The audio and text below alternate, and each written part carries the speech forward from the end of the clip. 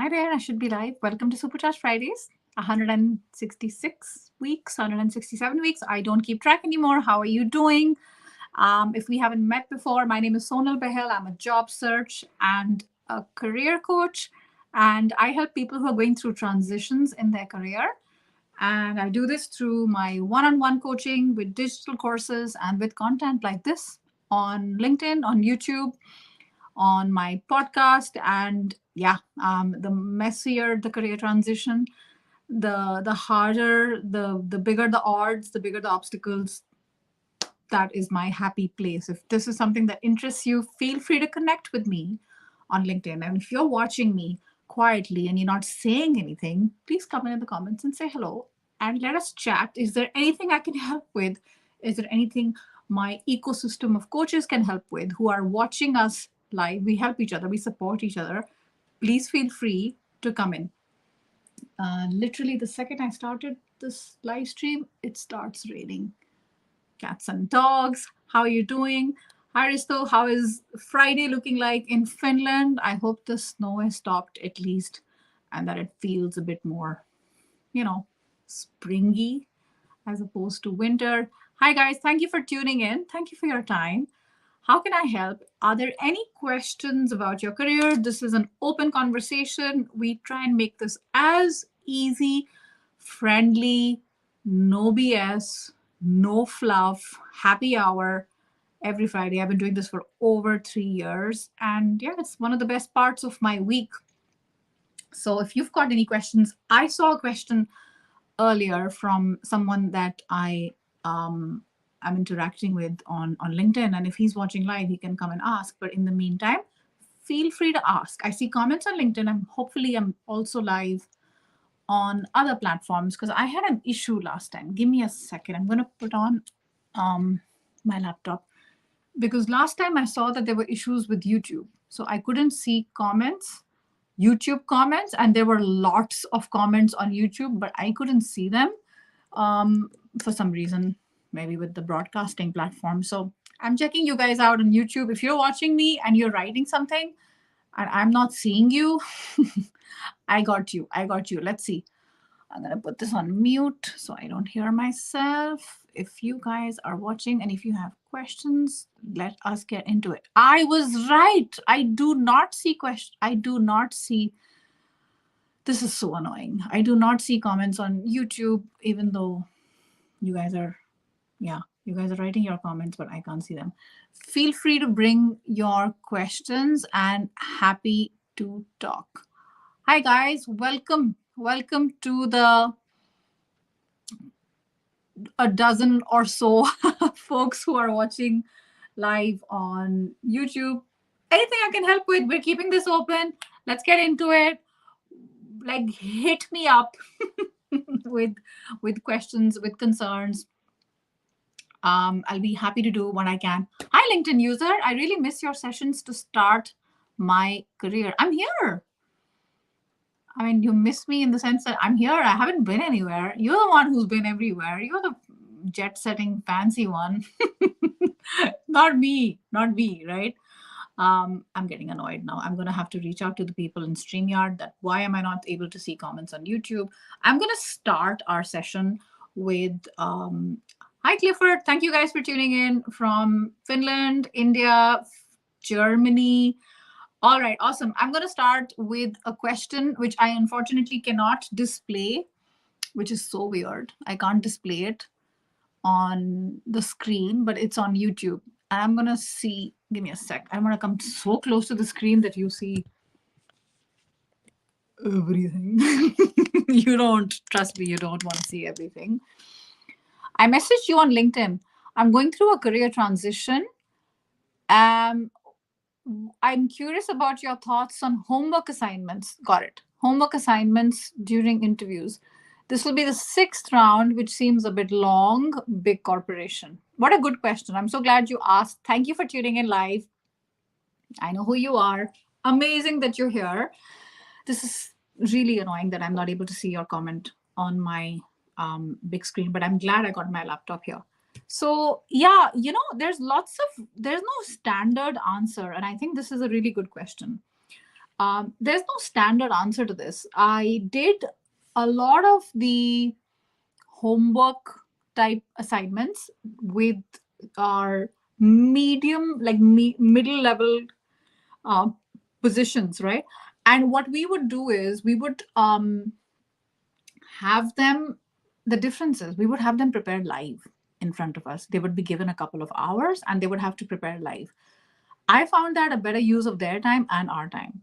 Now, I'm very mindful and I want you to be very careful when a company wants you to do, for example, some due diligence or some work on strategy. How should they enter a new market? They're basically kind of outsourcing and they're making you do what they want to do. They're making you do it for free and they're going to get your insights for free, especially if they don't hire you. So it's a very tricky thing, particularly if you are sixth round in the process. You have to see how long the homework is, dude. I'm calling you dude. Um, I'm very mindful because at the same time, you don't want to piss people off and have too much of an attitude that you can't do something. But if something is honestly pretty time consuming and if you can do it, I would say if you can do it under an hour, it's good, honestly, because every interview is also homework, right? You prepare, you look for the details about the job description, you prepare on who you're going to meet, and accordingly you tweak your talking points. So there is homework anyway. You add another hour or so, I'm pretty okay with that. But if it's in-depth homework and it's making you do things that are looking like sneaky, almost slave work, I know that sounds very yeah, I know how it sounds, but if it is like that, you need to have a little bit more, and you can ask. So, if it makes you uncomfortable, you'll have to, raise your hand. But if it's in under an hour, I wouldn't pay too much attention on it, depending on the type of homework. Right now, I don't know the kind of homework you have, so I can't really um, comment on that. I hope that helps, but it is becoming common. But for some positions more than others. I'll tell you, for example, we used to do this for product managers because we wanted to see how convinced were they about the product that they had to sell or bring to the market. And they would be given 2 hours to prepare on site. They were already on site. And then they were required to make a presentation in front of 3 or 4 of us. I would be one of the people and on the panel, and we would decide.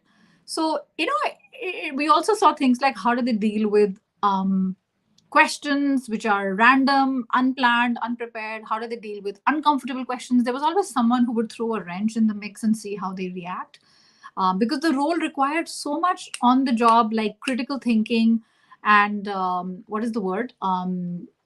Getting your feet dirty and on the spot coming up with solutions when things don't go your way. That job required a lot of that. There were a lot of difficult stakeholders. So this really helped us to narrow it down to the right set of people. So I hope this helps you. And if it's an hour worth, bright one, I would leave that. All right. Good luck with that. Hopefully this has been helpful to you. Hey, Gaurav, question about how do you get sponsorship from a US employer while residing in India? What a good question. I mean, so many people would like to know this, right? From so many different countries. I think it comes down to, I'm definitely not a domain expert on something like this, but I can tell you there are some similarities between whether it's the US or any other country, right? Every country has the burden of proof to show that if they're going to hire someone from abroad, they had great difficulty in sourcing the talent locally. And this is the reason they got the person from abroad. And it means that it's a very niche skill set, which is high in demand, but the supply is not there. They have the burden of proof to show this to their home government, which is why it gets easier for them when they show that to sponsor visas. And in Europe, it's very common as well to have talent crossing borders, open borders, open policy. Europe, it's a bit more accepted. UK, again, a little bit difficult. It depends a bit. So it helps if you are, it's two things. One is a domain knowledge that you have, which is a core expertise, which is very unique, and you know that it's in demand. And second, it's relationships, it's people. And it's not applying to a job because a lot of the positions which are advertised in the United States, they may not have the budget to sponsor you, right? So they will always write only local clients, who are based in the US or, US territories. That is a way for them to eliminate you. So if you don't have that, then no. But if you know people who are in that space, in the immigration space, or people who are from India and who've had success moving from India, I'm going to be making a video. I promise this is going to come out soon. It's in the post production on how to get a job abroad. And I'll talk a lot more detail into that. But for sure, one of the easier ways to get a job abroad is when you already are within the same company and get a transfer. So, yeah, it's a complicated answer. Hopefully, this gives you an easier sense. I'm gonna because I can't see comments on YouTube comments here. I'm gonna alternate between two screens. This is my LinkedIn screen, the one I'm looking at you right now. And when you see me turn this way, it's because I'm looking at my YouTube chat as well, because I don't want my YouTube folks to feel left out. All right. Now I see another question here, and the question is from Vatsal. Hi, Vatsal. Oh gosh, this is really annoying. I resigned from my previous company. However, they are taking a lot of time to pay me my monetary dues. Even the HR manager is making me wait. No reply. I understand. I understand. They're painful. Remember these things, guys. Remember these things. How people treat you at the start and how they treat you at the end. Both have to be professional. They matter, right? I don't know. I'm sorry. I don't know how to help you here, but you will have to just keep following up and be a pain in their backside. You will have to do it. They don't feel the pain as much as you feel it. You want to move on and you want to get that money into your bank account. You need to message them every day. I'm sorry. I don't care if you are difficult. This is something that's due to you. Honestly, they are the ones being difficult, not you. Just send a message every day to the HR person, call up every day, whatever it takes, get it, and good riddance, never again. I'm sorry, I'm very black and white when it comes to these things. I'm not very forgiving. And then move on and you'll never see them again. Block them from your life. But in the meantime, it's it's due to you. It's not like they're doing you a favor. Do you know, Vatsal? So I'm sorry you're going through this. And hopefully this will end soon. All right, back to LinkedIn. Hi, Nilesh. Is a US open for oil and gas professional from other countries? Is US open for oil and gas? I'm so sorry, Nilesh. I do not follow your question. I do not follow your question. You'll have to write that again. Hi, guys. Thank you for tuning in. I see a giant question here that I'm going to have to read. I am Jyotsna. I'm going to do my best because it's so big that it's not fitting the screen. Give me a sec. Maybe I can see it on my LinkedIn profile. If I go to my laptop and I see how it shows up there. Let's see. Because you know what I mean? Like the screen is bigger because this one is the way it's messaged right now. It's gonna take up the whole screen. Okay, I got it. Hey Sonal, I've been following your YouTube channels for a while. I've learned some nuances about career building. Job. I'm glad. The question is, how does one? Firstly, thank you for watching and thank you for being a viewer and a supporter of my work. How does one navigate the job seeking market in a niche field? There are very few openings and a lot of competition.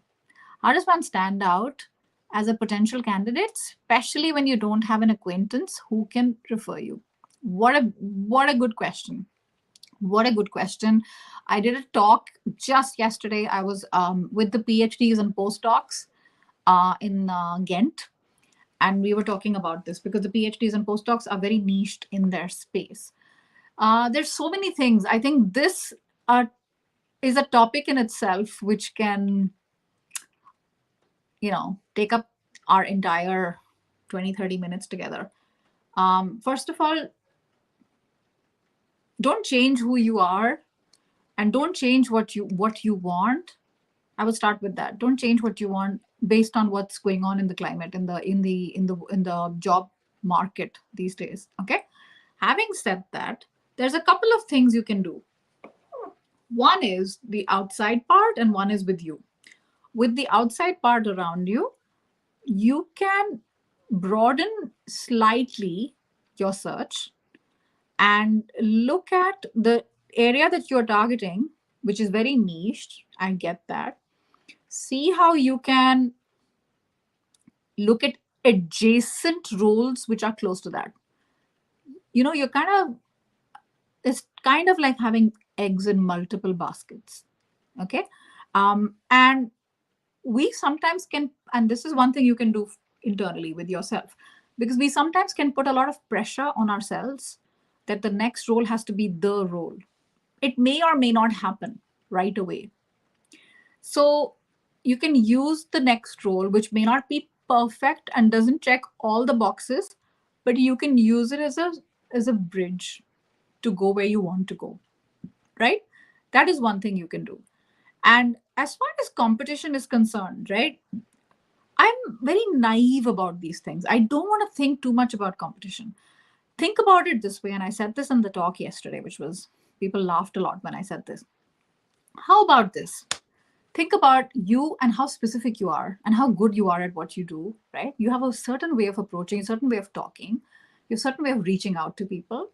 Maybe think of competition in a good way for two reasons. Number one, if there's a lot of competition in a space, that means that that space is growing. That is validating for you. Number two, think of competition as a way, think of them as people who make you look good. Now, what do I mean by that? Not everyone is smart like you. People make mistakes. People do stupid things. People have typos on their resume. People say stupid things on the interview. They don't follow up. They don't, if they get a rejection, they don't say, hey, thank you so much for your time. This was really great. I'd love to learn a little bit more on some things I can do to improve myself. Not everyone works that way. So what you have is different by default, and it helps you to stand out. You need to tap what that different is. You need to tap into it. Because if you don't know what it is, and if you don't believe that it's different or special, the other person will not believe in it either. Do you know what I mean? Longish question. We can go a lot more into it. But look at the niche part of it, but also look at adjacencies and look at some industries where that function can be translated. So there are three things you can do with the outside part as well. So hopefully that helps you. Good luck, Jyotsna. All the best.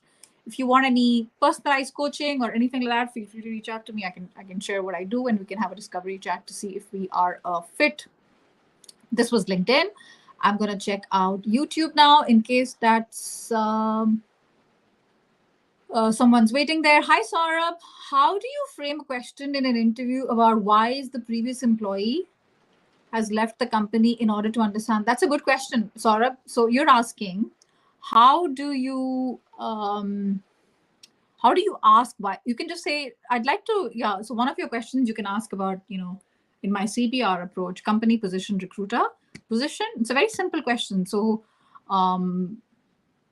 what makes this position vacant? How is this a vacancy right now? You can ask something like that. I wouldn't start with why. I think any question that starts with why or why not tends to feel a bit strong and feel a bit aggressive. But if you use wording like, what makes this position, what makes this position available today? Rather than, oh, why did the person leave? You see, there's a difference in how you are perceiving it, right? So use something like that. That I think should help you.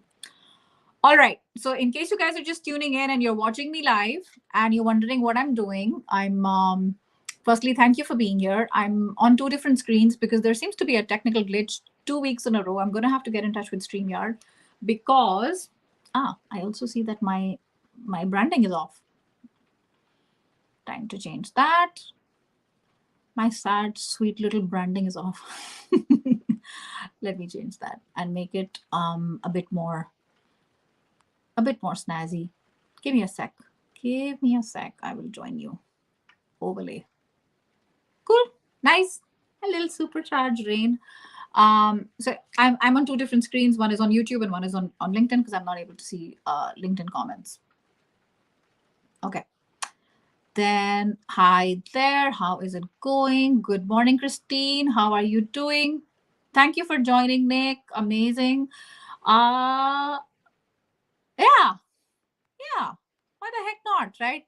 Hey, Paula. The other person won't believe it either, right? I mean, I'm speaking from experience when I was lacking confidence, and I would say, why should you work with me? Why should you hire me? And I would explain the answer. But if it was half-hearted, smart recruiters and hiring managers, they can smell that a mile away.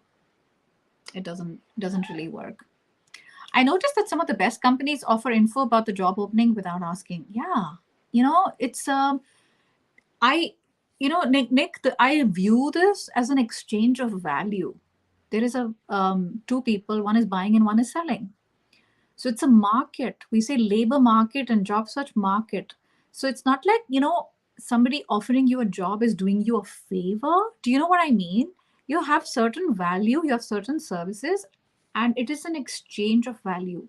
Your expertise, your skills, your time, everything that comes from here in exchange of money.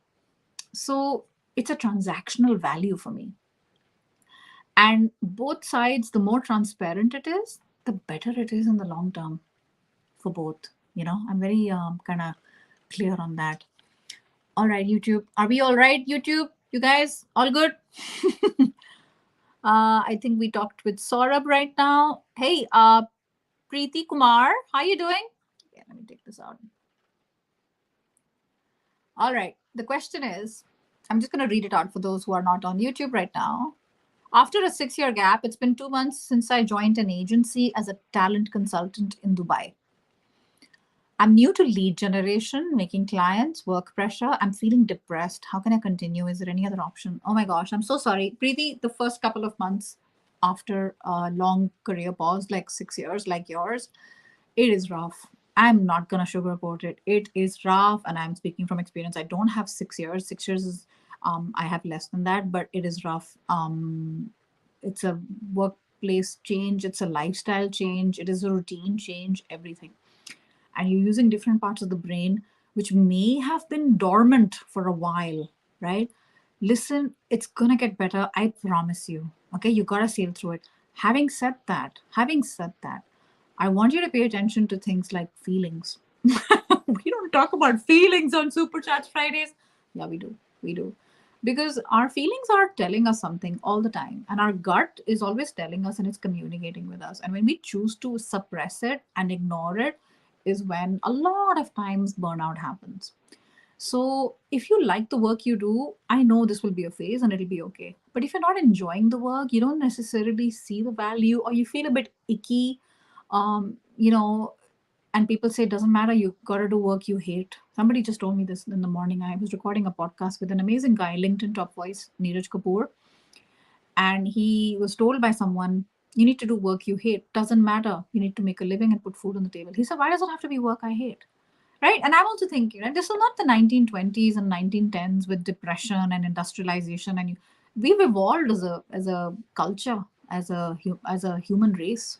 So if you don't necessarily enjoy the work you do, I suggest you continue doing it. Please don't leave it yet. But at the same time, start opening yourself up to different opportunities and reach out to people whose work you admire. Reach out to friends. Begin with low hanging fruit and talk. And that might give you ideas about what you want to do next. And it's perfectly fine to pause and take a little bit of a like emotional break, in the sense that do the bare minimum. It's called quiet quitting. There's nothing wrong with that. If you're not enjoying your work, do the job, come home, use that opportunity to learn about other things. And if you don't want to learn about other things, you want to go home and watch Netflix, that is fine as well. You do what you got to do to get through. Okay? Good luck. I'm rooting for you. All right? Um, un, I'm going to, Unmesh. Am I saying that right, Unmesh? How do you follow up after an interview? Unmesh, what a good question. I'm so glad you're asking. You have an interview with someone. I'm a big fan of 24 hours. If you want to be more eager, I'm also okay with 12 hours. Good people and good companies are hard to find. And when you get a good feeling, it's like dating, right? You meet a guy, you meet a girl, you like her, and then somebody said, oh, the girl should never make the first move, or the guy should have. I'm like, come on, this is 2023. So I would say, as soon as you can, send them a thank you email for their time and tell them what you enjoyed about the conversation. Tell them you're very keen and you're looking forward to the next steps. It's literally a couple of sentences, and that is good enough. If you want to know more, check out my website. I have a whole ebook that I've created on 18 types of emails to send during a job search process. I'm blanking out. Give me a sec. It's superchargeyourself.com/email guide, I think, or just go to superchargeyourself.com and you'll find it. All right. Good luck. Good luck. All right. All good.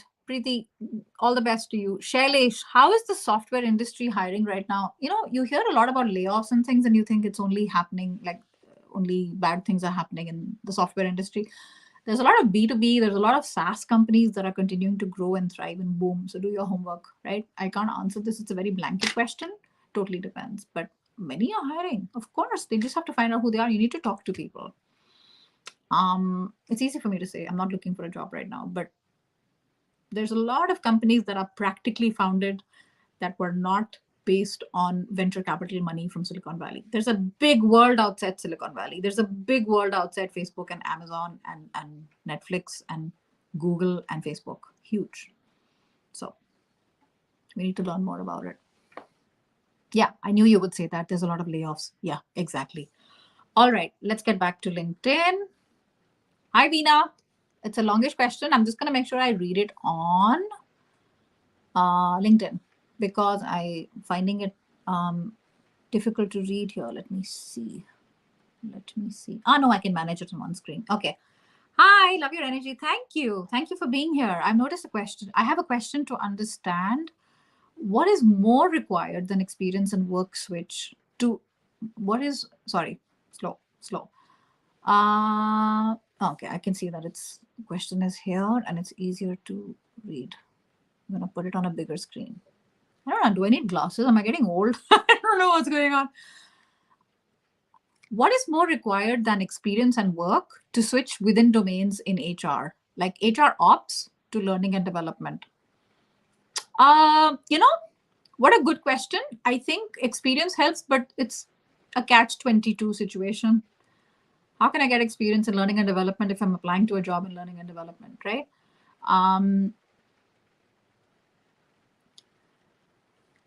There's a lot of transferable skills that are there in an operations role to a learning and development role. You need to figure out what they are: problem solving, communication, persuasion skills, influencing skills, ability to learn, ability to grow, growth mindset. List all of them down, craft a couple of stories for each of these, and you're golden. All right. I think that's going to help you a lot. And I have a whole video on career change on my YouTube channel, which has even more, it goes into even more detail and step by step. So I think that should help you as well. Gonna go into YouTube and check this out. Hi, Ashley. Is it a good idea to apply a third time in the same company? I got interviewed twice, but ultimately it didn't work out. It was probably my fault as well. No problem, Ashley. It is a very good idea. I want to clarify with you before I answer this. Are you talking about applying to the same role 3 times? Or are you talking about different roles within the same company? Answer that for me. If you're watching me live, just put this in the chat because I have a thought there that I want to share with you, but I don't want to get ahead of myself if that is not the case. All right, cool. So while I wait for you, Ashley, I'm going to move on. We're going to increase our speed because it's 2:30. Okay, it's been half an hour. I'm going to increase my speed. I thought I'll be live like 15 minutes. Oh, LinkedIn user, how much detail do you have to give about a personal sabbatical? Ooh, the less the better. The less the better. Yeah, you want to talk about it, but you don't want to get into gory details. If you were unwell, you don't want to talk about what type of illness. If your family member was unwell, you don't want to talk about what type of illness. I would give the reasons, and I wouldn't, because it's a sticky situation and you go down this rabbit hole, then it's very hard to get out of it. Yeah, so good luck, LinkedIn user. I don't know who you are. Ashley, we're back to Ashley. It's for the same role. Okay, Ashley, again, I'm sorry, follow-up question. How long has it been between each application? Because if it's a couple of weeks, I'm not sure you're doing any service to yourself. However, if it's been a couple of years, people change, staff changes. So, and a big company sometimes, the left hand doesn't know what the right hand is doing. It happens more frequently than you realize. So then I would say, sure, go for it. But if it's very recent and it's a smaller company, do you know what I mean? I'm not sure it's worth your while. You're better off looking at something else. Okay. Akash, hello. After 6 years as an analyst, I joined a media agency as a senior manager, but the role is not at other companies at the level of senior manager. What would be a good role? Akash, that's a very good question. The thing is, roles differ between companies and also between industries. It's very common. As an example, in banking, you're 27 years old, you're considered a vice president. In JP Morgan and Goldman Sachs, it's very normal as a title. Are they really vice presidents in the traditional sense that you would see in other companies? Of course not. So titles are to be taken with a pinch of salt. What matters is the role and how much are you learning, how different it is to what you were doing before, and are you growing your portfolio of skills, your toolbox.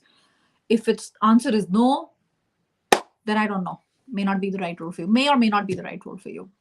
Okay. Okay. Let's see. Hi, Guru Prasad. There's a big word. Yeah, for sure. For sure. All right. All right. I think we're good. We're good. We covered I think all the questions on YouTube and on LinkedIn. Something weird is happening, so I'm not able to see even Facebook. So it's like StreamYard has boycotted everything between the two, which is a big problem. I shouldn't have had to do two. I'll check that out. So, guys, I hope this has been helpful. I have a couple of quick announcements to make. Number one, I am launching something very specific for the audience based in India. If you're watching in India, it's not always easy to purchase something from Europe or the US because I know the purchasing power of rupee is different. Normal. Dollar and euro, what looks inexpensive in a certain country can be very expensive in your own country when you look at the currency conversion. All right. So I'm launching something specific for India. It's coming out next week and I'm very excited about it. So watch this space. Follow me on YouTube. I'm going to talk about it more on YouTube. That's number one. Second announcement, I have the King of Kings on all things LinkedIn, Mr. Kevin D. Turner, back. I think the fourth or the fifth time. I think the fifth time on Supercharged Fridays. And we're going to talk about a couple of the most useful LinkedIn features that are brand new, fresh off the press for people who are going through a career transition today. My audience, right? My people. This is my world. And he's going to be sharing. He has a level of knowledge that no one else does. Honestly, I can say that on the planet. He knows lots of cool people within LinkedIn.